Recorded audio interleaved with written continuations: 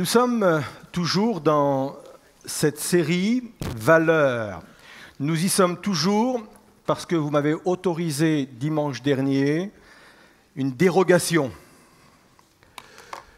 On devait clôturer la semaine dernière et je voulais vraiment terminer par une dernière valeur et vous allez comprendre pourquoi je voulais que cette valeur soit là.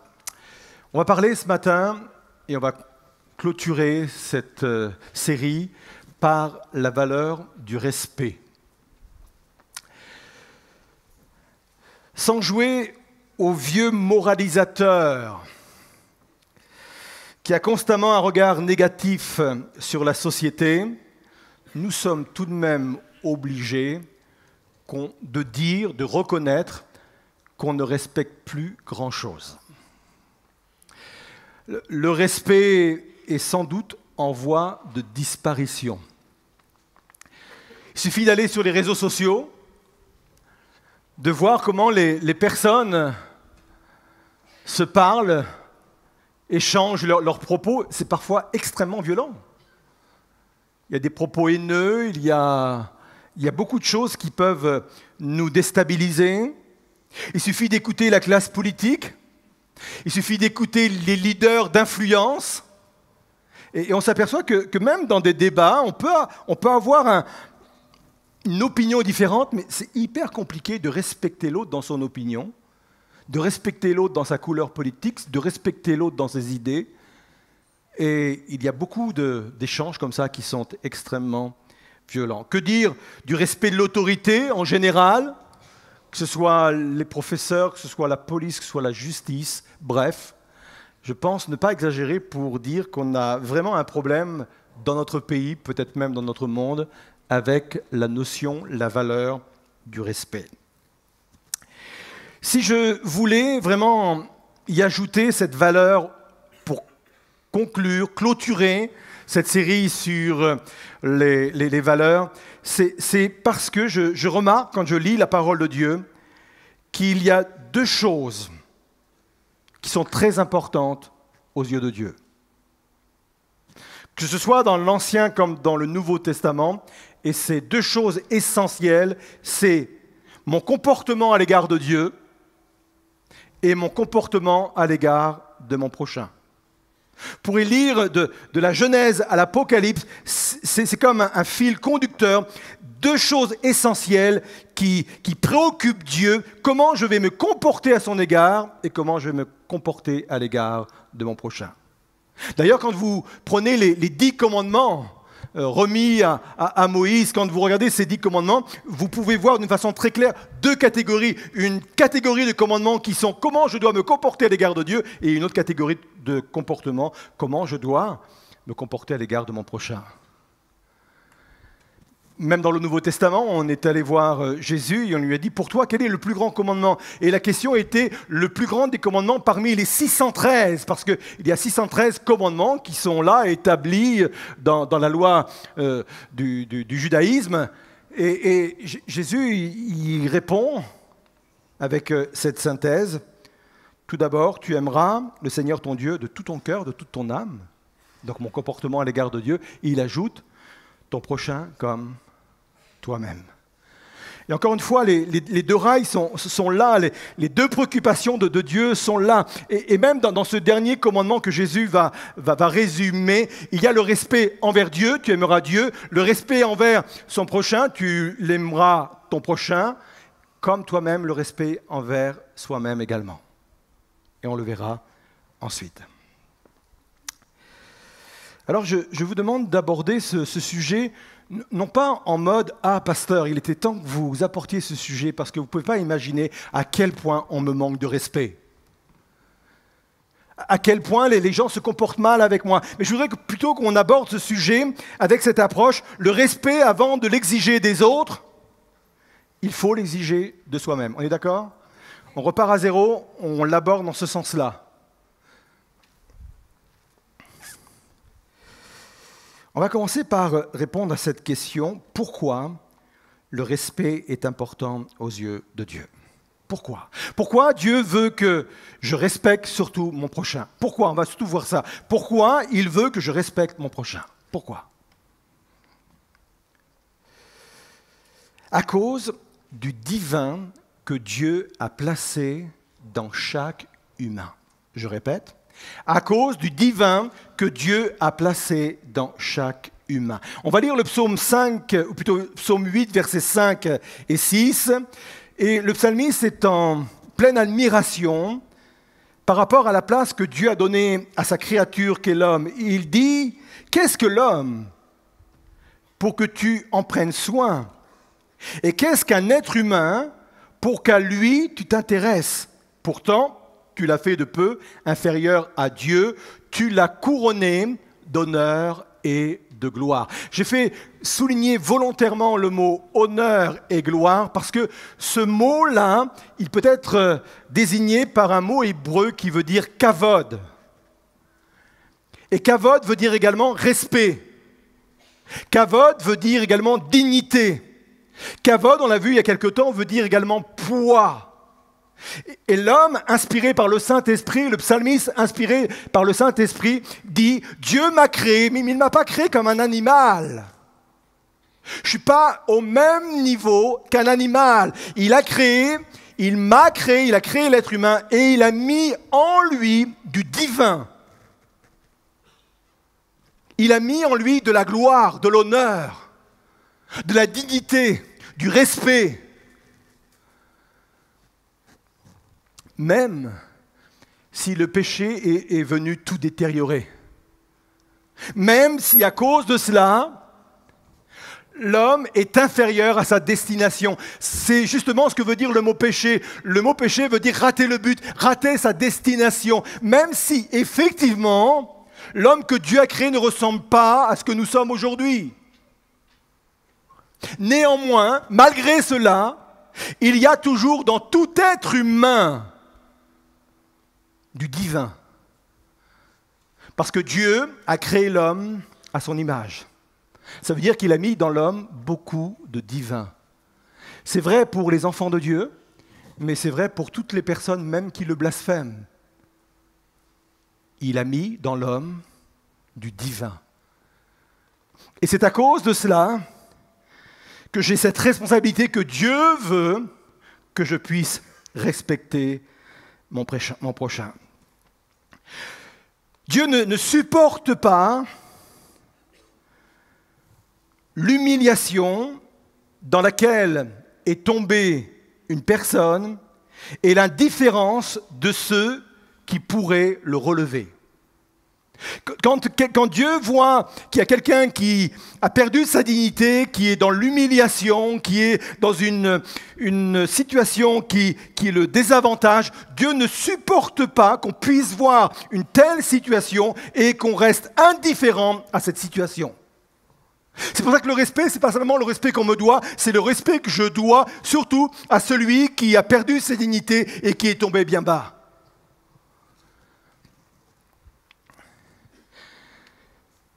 En vieillissant, 56 ans, merci, pas trop quand même, je deviens de moins en moins absolu. Manichéen, vous savez, tout est noir ou tout est blanc. J'ai appris à comprendre que la vie est beaucoup plus nuancée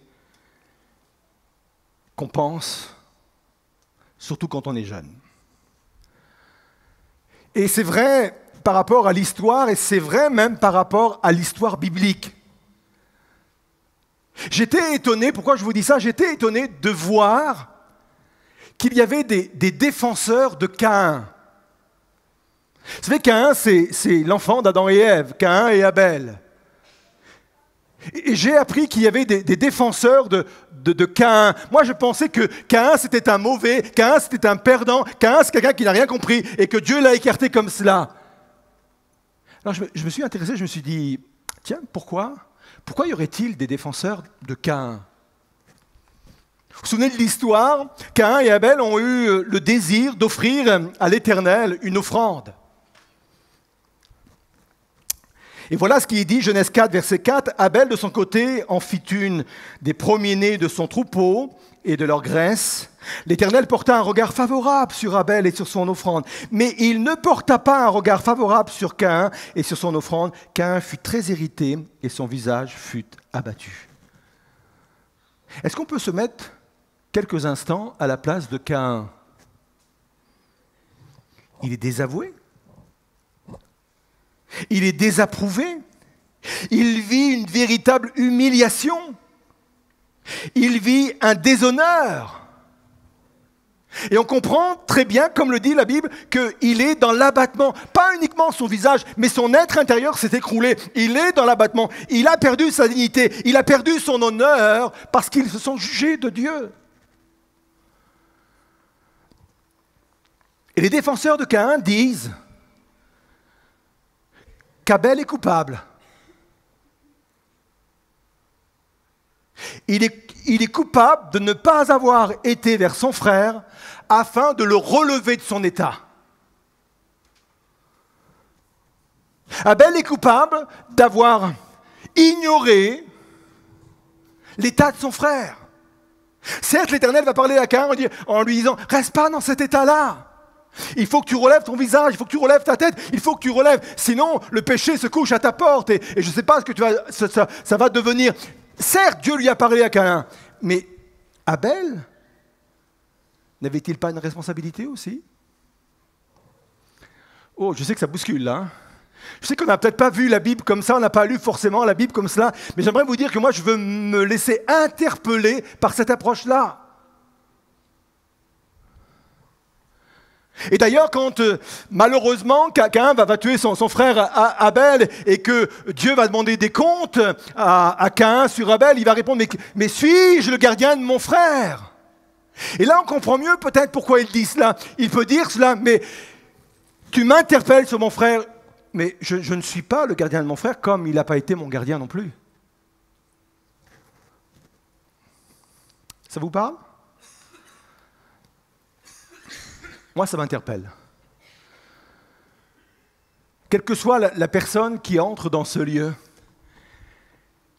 qu'elle soit dans un état d'humiliation, un état où elle a perdu sa dignité, où elle a perdu son honneur, qu'elle a perdu sa gloire, qu'elle est dans une situation qui est vraiment désavantageuse pour cette personne-là, je n'ai pas le droit, au nom du divin qu'il y a en elle, je n'ai pas le droit de la laisser dans cet état-là. C'est ça le respect à l'égard des autres. On parle beaucoup du respect à notre égard, mais le respect à l'égard des autres, c'est ça. C'est je prends la décision de ne pas la laisser dans cet état-là. C'est pour cela que l'Église existe. C'est pour cela que nous sommes là. C'est pour cela qu'il y a des départements, qu'il y a des pôles d'activité dans l'Église. C'est pour cela qu'il y a des ministères, qu'il y a des équipiers. Parce que toute personne entrant dans ce lieu, nous avons le devoir de ne pas la laisser dans cette situation d'humiliation. Mais lui donner la possibilité de relever son kavod, son honneur, sa gloire. Rien n'est plus insupportable pour Dieu que l'humiliation d'une personne et l'indifférence de ceux qui pourraient le relever. Pire encore, tirer profit de cette situation. Ça ne vous étonne pas la façon dont Dieu parle d'Amalek dans la parole de Dieu, du peuple d'Amalek. Deutéronome 25, verset 19, il va fort, hein? Tu effaceras la mémoire d'Amalek de dessous les cieux. Ne l'oublie point. En d'autres termes, Dieu dit, je ne passerai pas sur ça. Pour une simple raison, le verset d'avant, verset 18. Comment il te rencontra dans le chemin? C'est la sortie du pays d'Égypte, hein? Ils sont dans le désert, et sans aucune crainte de Dieu, tomba sur toi par derrière, mais pas sur n'importe qui. Sur tous ceux qui traînaient les derniers pendant que tu étais las et épuisé toi-même. Littéralement, il s'en est pris aux personnes qui étaient les plus faibles. Littéralement, les écloper. Les laisser pour compte. Ceux qui avaient perdu leur honneur, ceux qui étaient dans un état d'humiliation, parce que physiquement, ils ne suivaient pas. Et Amalek a profité de la situation.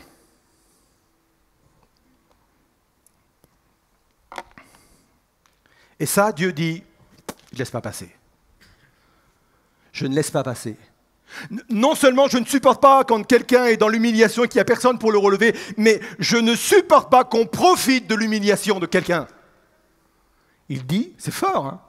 Certes, c'est dans l'Ancien Testament, peut-être que vous pourrez penser ce que vous voulez, mais c'est fort, il dit, j'effacerai le nom d'Amalek.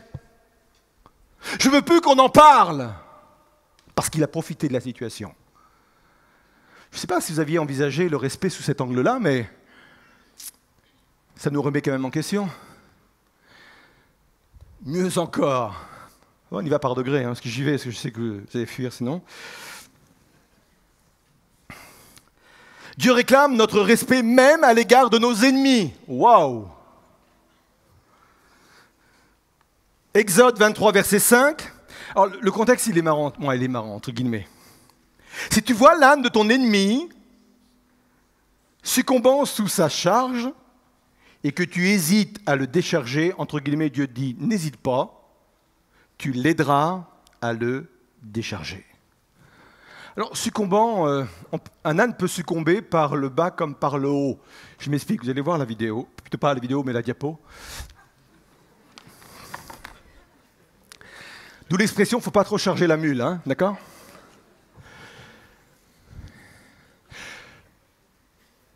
Dieu est en train de dire, si tu vois ton ennemi dans cette posture-là, au lieu de te rouler par terre parce que tu n'en peux plus, au lieu de dire bien fait pour lui, au lieu de dire il l'a mérité, au lieu de tirer profit de sa situation, Dieu est en train de lui dire tu vas lui redonner son honneur. Tu vas lui redonner du respect. Tu vas lui redonner sa dignité. Parce que c'est humiliant. Non seulement c'est humiliant pour le propriétaire, mais c'est humiliant également pour l'âne. Et vous savez que Dieu nous demande de respecter tout ce qu'il a créé, y compris les animaux.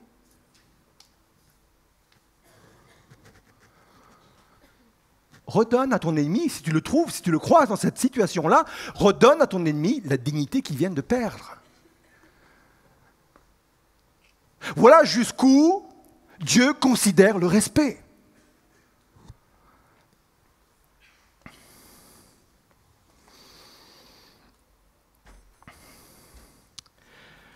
Dieu réclame mon respect à l'égard de mon prochain, y compris de mon ennemi. Dieu réclame que j'ai du respect pour moi-même. Il y a souvent un effet miroir dans le respect.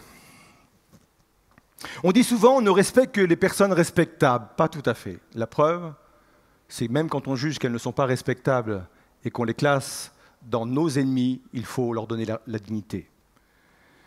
Non, on respecte les personnes qui se respectent.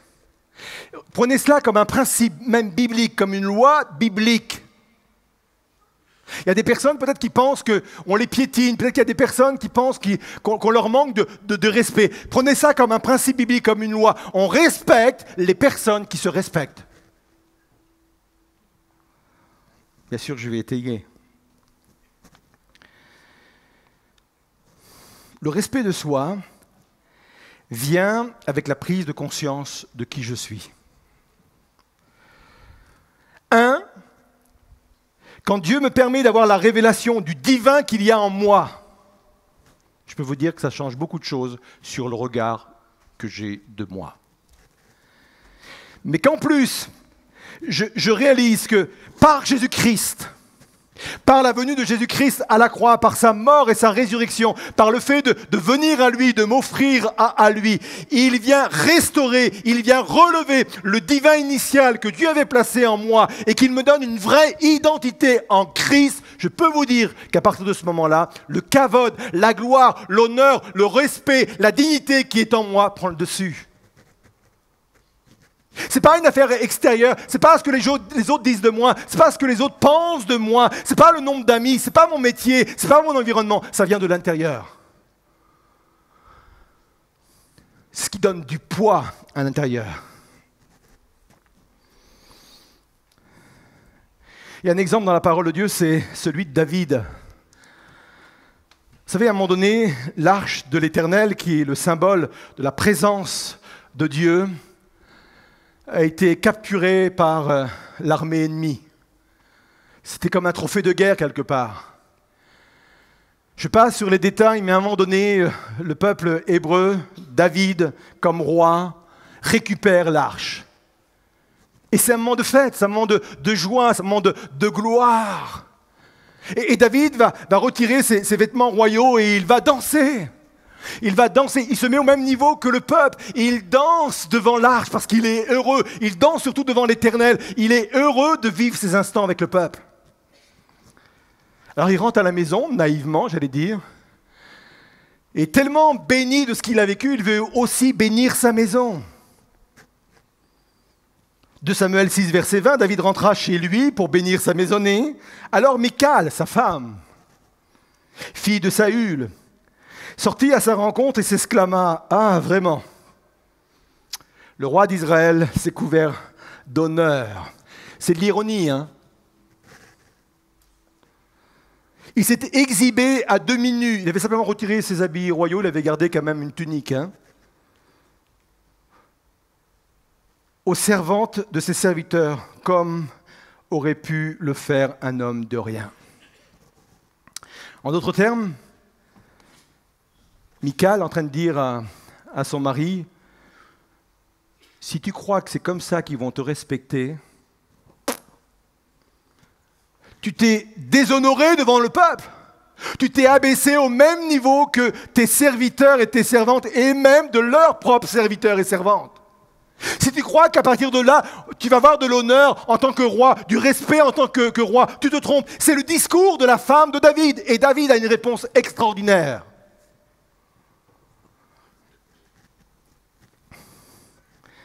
De Samuel 6, verset 21, il dit, mais c'est devant l'Éternel que j'ai manifesté ma joie.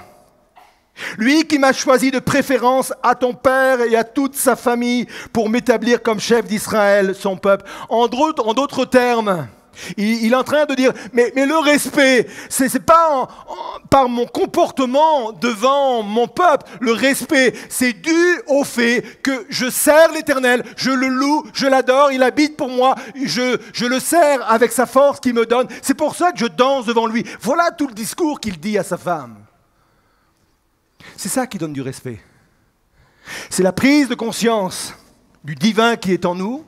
C'est la prise de conscience de l'identité que Christ nous a donnée, de l'appel que Dieu a mis sur nos vies, des dons, des talents qu'il a mis sur nos vies. C'est tout cela. C'est ce que David est en train de dire à sa femme. Je n'ai pas perdu mon respect, mon autorité, parce que je me suis mis au même niveau que le peuple pour adorer, pour louer le Seigneur, justement, puisque c'est devant lui, le respect est intact. Et là, on pourrait toucher un domaine, je ne vais pas l'ouvrir, je vais juste le citer. C'est ça l'autorité spirituelle. Il fut un temps où on demandait aux pasteurs de se séparer un peu de l'Église. Il fallait que les chrétiens ne les tutoient pas, ne les vouvoient pas. Il fallait que le pasteur ait une cravate. Il paraît que la cravate, c'est dans l'autorité, c'est l'autorité, hein, la cravate. Hein. Plein de choses comme ça, voyez-vous. Mais l'autorité, elle ne vient pas de là. Le respect ne vient pas de là. Le respect, il vient de ce qu'il y a à l'intérieur. Le respect, il vient de ma communion avec Dieu. Il vient de l'appel de Dieu qu'il y a sur ma vie. Il vient des dons et des talents qu'il donne, des capacités que lui-même donne et vous donne. Le respect, il vient de là.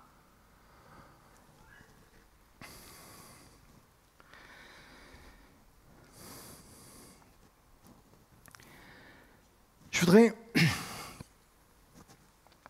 aborder un point, maintenant. Peut-être qu'il y a des personnes dans ce lieu qui ont du mal justement avec ce dernier point, le respect envers soi-même.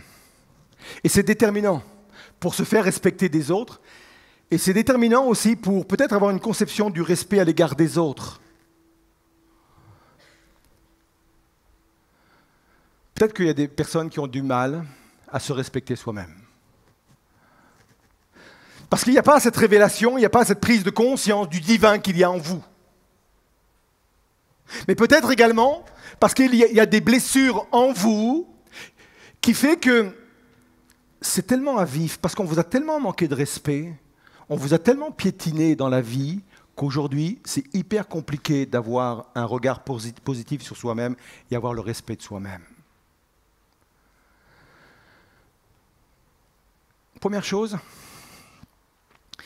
si on vous a humilié, si on vous a manqué de respect, si on vous a déshonoré, si on vous a fait perdre votre dignité dans un entretien ou dans une situation particulière, j'aimerais dire, laissez Dieu arranger ça.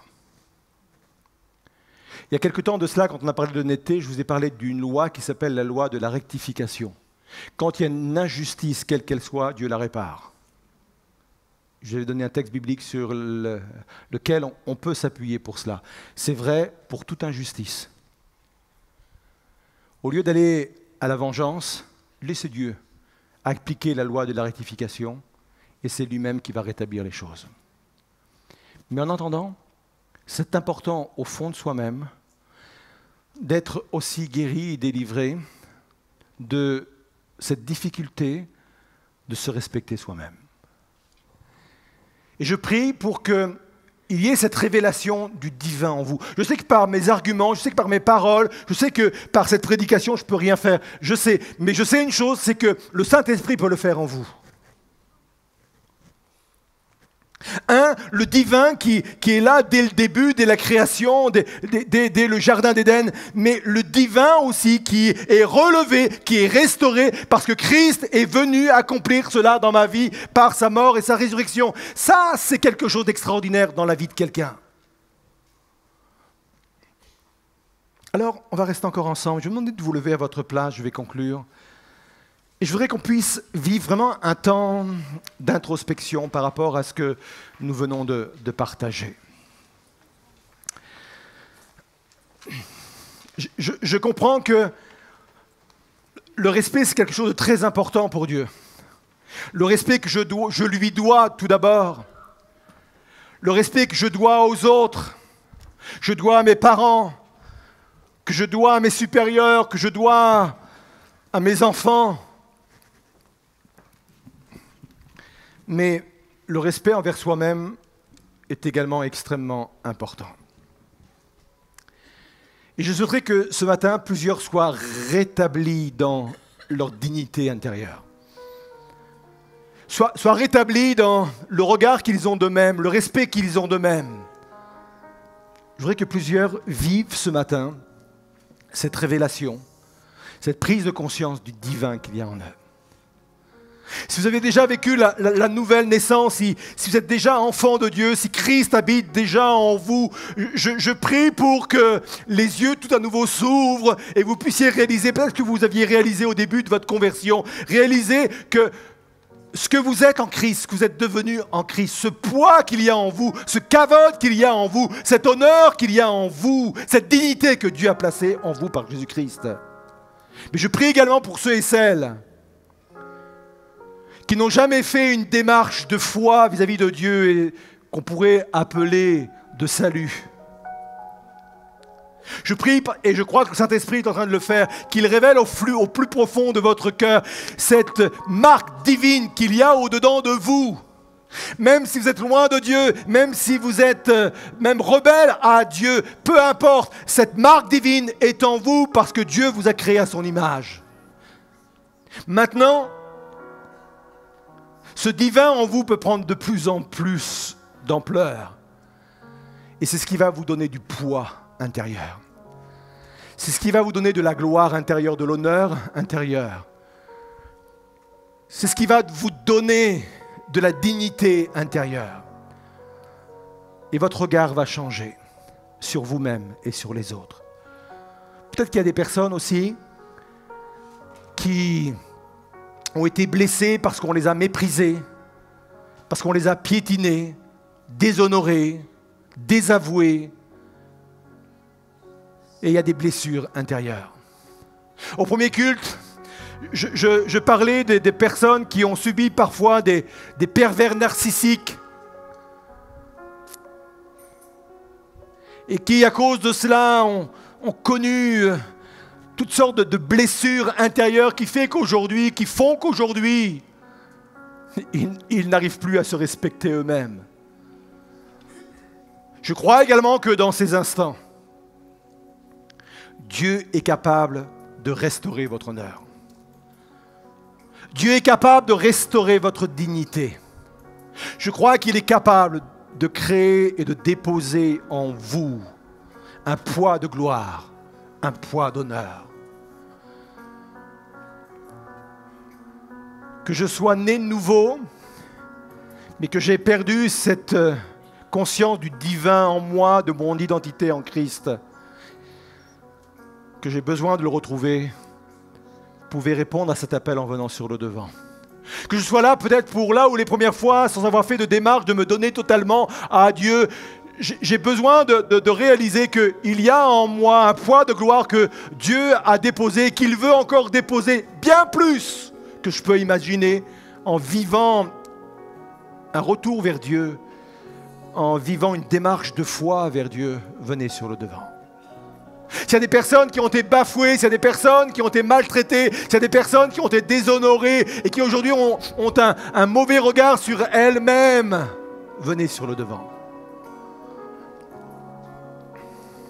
Le respect, Dieu va vous le redonner. Et en déposant en vous le respect, vous allez connaître une autre forme relationnelle avec les autres.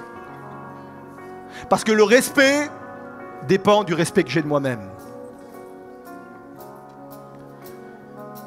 Venez sur le devant, on va prier. On va prier pour que Dieu dépose en vous ce poids de gloire, ce poids d'honneur, ce poids de dignité, ce poids de respect. Vous êtes des personnes respectables aux yeux de Dieu. Vous êtes des personnes respectables aux yeux de Dieu. Vous êtes des personnes précieuses aux yeux de Dieu. Vous avez du poids aux yeux de Dieu. Il a déposé en vous du divin. Vous n'êtes pas ce qu'on dit de vous. Vous n'êtes pas ce que vos conjoints disent de vous. Vous n'êtes pas ce que vos enfants, vos parents disent de vous. Vous n'êtes pas ce que les collègues disent de vous. Il y a un poids de gloire. Et ce poids de gloire, Dieu vient le déposer, le relever, le révéler, le restaurer au-dedans de vous. Il vient guérir certaines souffrances, certaines blessures. Il vient les guérir. Il vient penser pour que votre propre regard change sur vous-même, le respect de vous-même et le respect des autres. On chante ce chant qui nous parle de notre identité en Jésus-Christ.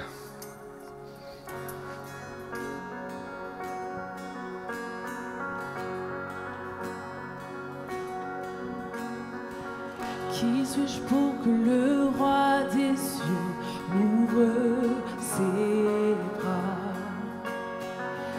Perdu mais trouvé par sa grâce, son amour pour moi, son amour pour moi. Il m'a libéré, m'a dette payée, je suis enfant.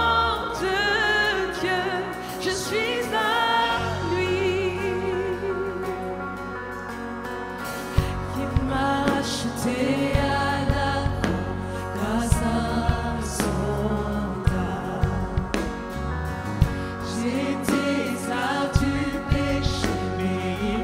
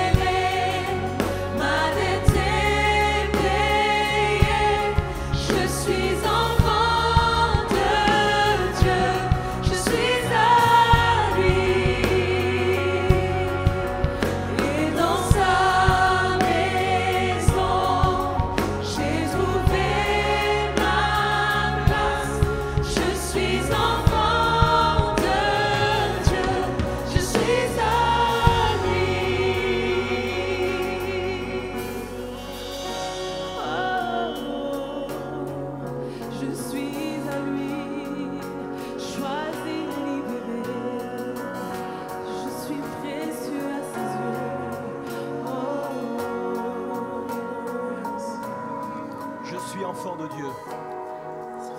Ne voyez pas Dieu comme un père terrestre.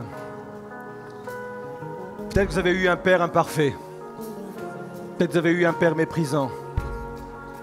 Mais le Père qu'est Dieu, c'est un Père parfait. Et quand il vous regarde et il vous dit « Tu es mon enfant, tu es mon fils, tu es ma fille », il le dit avec tellement de fierté. Il le dit avec tellement d'honneur. La Bible dit que nous sommes comme la prunelle de ses yeux. Vous avez de la valeur, même quand vous le rejetiez, vous aviez tout de même de la valeur pour lui. Il ne supportait pas de vous voir dans l'humiliation. Il ne le supportait pas. Et pourtant, vous l'aviez rejeté. À plus forte raison aujourd'hui que vous faites cette démarche de venir à lui. Il te dit, tu es mon fils, tu es ma fille, tu as de la valeur, il y a du poids en toi, il y a de la gloire. Je dépose moi-même ma gloire en toi. Je dépose moi-même mon respect en toi, mon honneur en toi. Saisissez. Saisissez cet honneur, saisissez ce poids que Dieu est en train de déposer dans vos vies, dans vos cœurs. Saisissez, saisissez.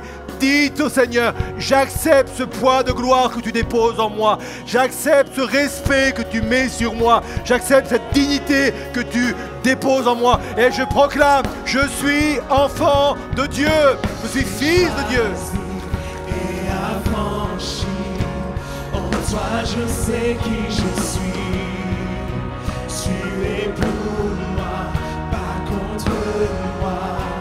En toi je sais qui je suis. Je suis choisi et affranchi. En toi je sais qui je suis. Tu es pour moi, pas contre moi. En toi je sais qui je suis. Je suis choisi et affranchi. En toi je sais qui je suis.